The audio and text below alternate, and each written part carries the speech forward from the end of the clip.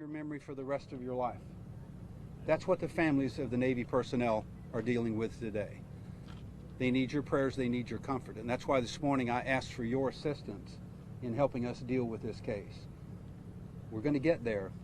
Give us a little bit of time and we'll provide all of the answers that we can for you. You can be proud of your community, you can be proud of your Navy. Thank God for the United States of America.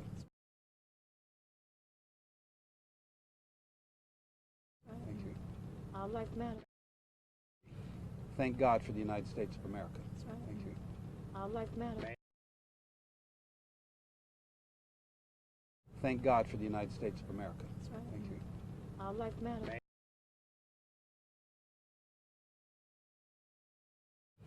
Thank God for the United States of America. Thank you. All life matters. Mayor, thank you. Governor, thank you so much for being here and as a part of that. And I just want to say out to all of our Escambia County residents, City of Pensacola, how grateful we are that you're here. We've certainly gotten calls from our congressmen, our senators, and even the White House, and certainly they have expressed anything that they can do for our community, they are willing to do, and so we very much appreciate that. This is a tragic day for the City of Pensacola. Again, I think the world of our base commander here, Captain Kinsella, who always says that as goes the base, so goes the town, and as goes the town, so goes the base. There's a deep affinity and relationship between Pensacola NAS and the City of Pensacola, and certainly the men and women that work here and serve our country every day. This is a sad day, but I think some of the things that were said there that you've heard, this is also a community of great resiliency, and I'm confident that both NAS and the City of Pensacola will bounce back from this day and be stronger as we go through. But again, I'm certainly here in support of everyone, and certainly want to thank all of our first responders, especially those Escambia County Sheriff's deputies that got here and took care of neutralizing the threat. And certainly all of our Pensacola police officers that were here assisting. We had EMS from Escambia County, as well as fire and rescue from both Escambia County and the City of Pensacola. We certainly, all of our first responders, and what they do every day to keep us protected. You never know when you're going to have a day like December 6th. So again, thank you to all those individuals who serve us every day and take care of us. That's the professionalism you can expect from the City of Pensacola and Escambia County, and we certainly appreciate all those who've come. The governor, everyone else, the state of Florida has reached out to us all across the state, and we appreciate all of your thoughts and prayers. Please continue to keep thinking about Pensacola NAS and the people there, and we will bounce back from this. Thank you. I think we have time, myself or some of the others, if there's any questions. Governor, as a former member of the Navy JAG Corps, former officer who served in the Middle East, how would you expect this investigation to play out? Well, I think that the FBI is probably going to brief you guys in due time, and I think they're leading for it. But obviously, when you have a foreign national involved, particularly in that part of the world, the investigation is obviously going to be different than if it were just somebody from a local community, and I think you'll see that as things go on. Governor or Captain Kinsella, can you maybe help people understand the background nature of what this training program is? Why someone from Saudi Arabia was training here? Yeah, I'll let the captain, if he wants to weigh in on that. We have a international training syllabus. We have students from several different countries that come here. They learn aviation. They become naval aviators while they're here. It's something that we've been doing for quite a while, and it's with our partner nations. It's important that cross-pollination, that cross-training that we do with our allies is something that we've done for a long time. I mean, in World War II, we had Royal Air Force folks that were training here.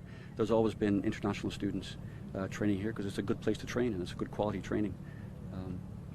How many students do you have, international students? I can't speak to the exact number of international students. Roughly? A couple of hundred. What was he training to do, sir? Say again? What was he training to do?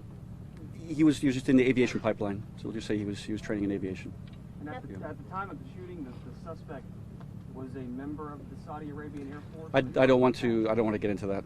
That's up to the FBI to complete their investigation to see exactly. It would be speculation on my part to say. How far was he in the pipeline? Again, I'm not going to speak to where he was in the pipeline or his exact training right now. I'll leave that. Was he authorized to have a gun on base?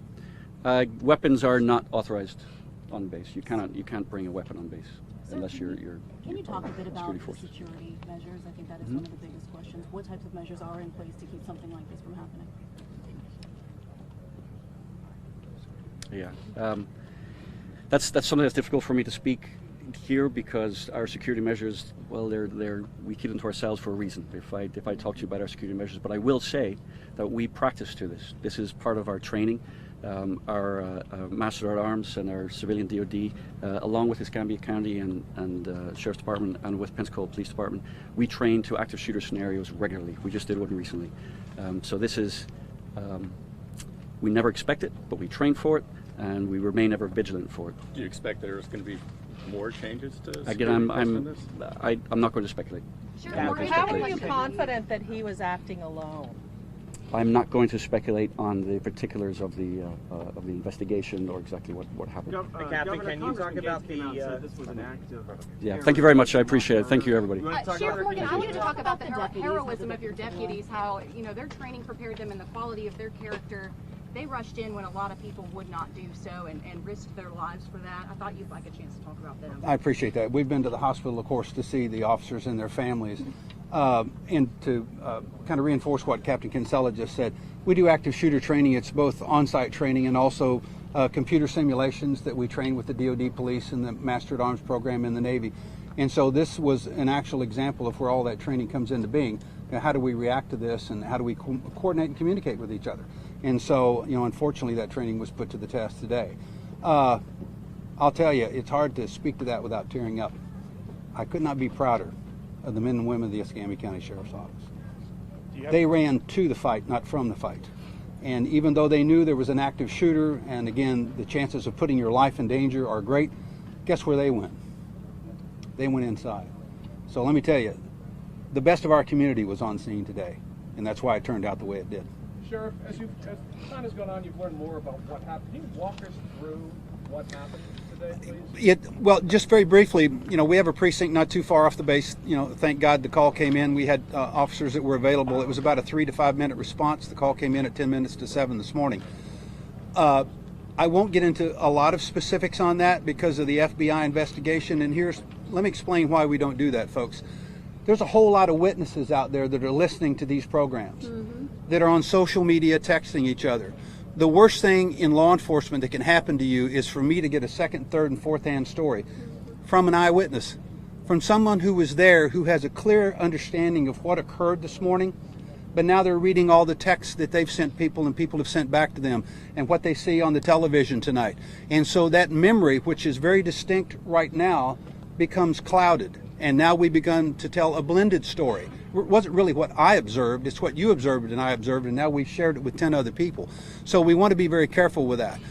That's why I really think, as Captain Kinsella has told you, unfortunately, many times, we don't want to get into that, because if you were a witness, I would want to know where you were at in the building, what time you were there, when did you hear the first shot, what did you do, was your actions there, did you ever get eyes on the shooter, etc., did you help evacuate the building?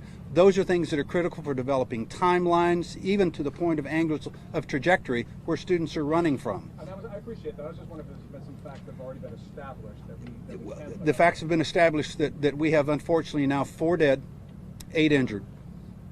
What type of weapon? It was a handgun. Are you able to address whether or not the shooter's room was raided? I will not. Was his name Muhammad Al-Sharami? I will not confirm that. And folks, I know the answers to your questions. I am not answering or confirming it, not because I'm attempting to be trite. It's because I am not the cognizant authority for this investigation. What that means is the FBI, the ATF, the NCIS on base are the lead agencies on this. We are a support element. And so while I have the answer to your questions, I am not at liberty to answer them. Are you able to see whether anybody else was taken into please? custody? I'm a little confused. I think this morning We now have an additional person. Yes. Wounded. Yes. Do you have an update on Hey folks, I'm Jason Borst, Public Affairs Officer for the installation. We're going to start the press conference right now. We have more information will come out later. We'll be sure to share that with everybody. Thank you very much for your time. Thank you.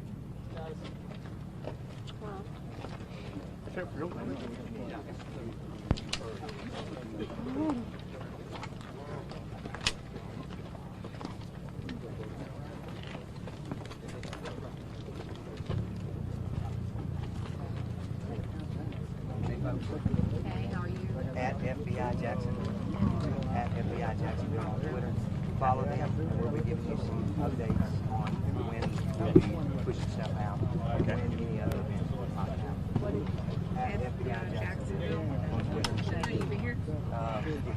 Sorry. So Amanda's on her way, and she'll be monitoring that. So just stay with that at FBI Jacksonville.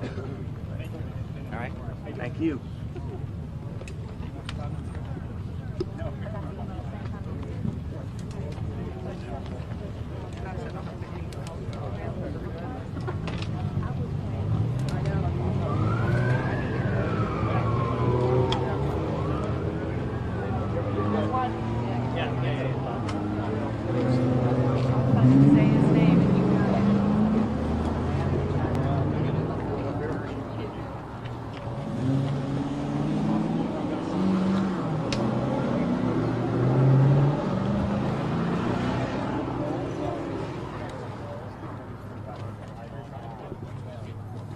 That's all right. You hold it right